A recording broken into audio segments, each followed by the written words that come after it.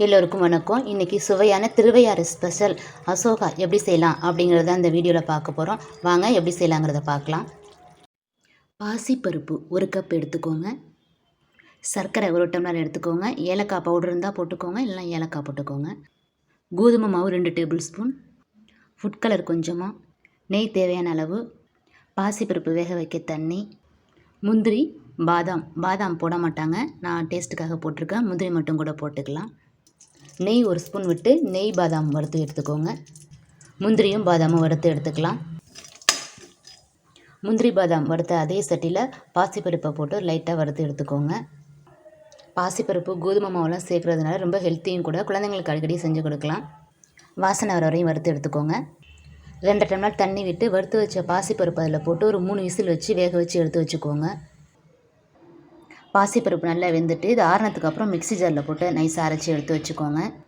நான் மிக்ஸி ஜாரில் அரைக்கலை, இது போல் நல்லா மசிச்சு எடுத்துக்கிட்டேன். நல்லா வெந்த வாசி இது நல்லா மசிச்சு எடுத்துக்கிட்டேன். பாசிப்பருப்பை சூடாக இருக்கும்போது இது போல் நல்லா மசிச்சு விட்டு எடுத்து வச்சுக்கோங்க. இது வெறும் நெய்யில் மட்டும் கூட செய்யலாம், அப்படி இல்லைன்னா நெய் ஆயில் 2 கலந்து கூட இந்த ஸ்வீட் செய்யலாம்.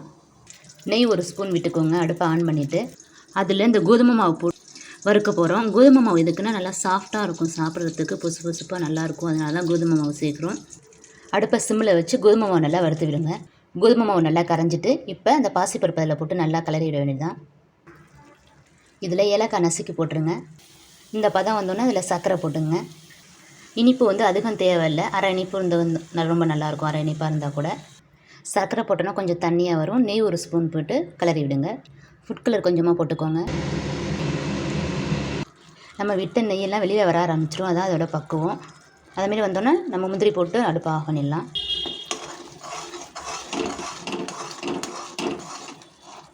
சுவையான அசோகா ரெடி ஆயிடுச்சு. நெய் சொட்ட சொட்ட திருவையாறு அசோகா ரெடி ஆயிடுச்சு. உங்களுக்கு வீடியோ பிடிச்சிருந்தால் லைக் பண்ணுங்கள், ஷேர் பண்ணுங்கள், மறக்காமல் சப்ஸ்கிரைப் பண்ணுங்கள். தேங்க்யூ.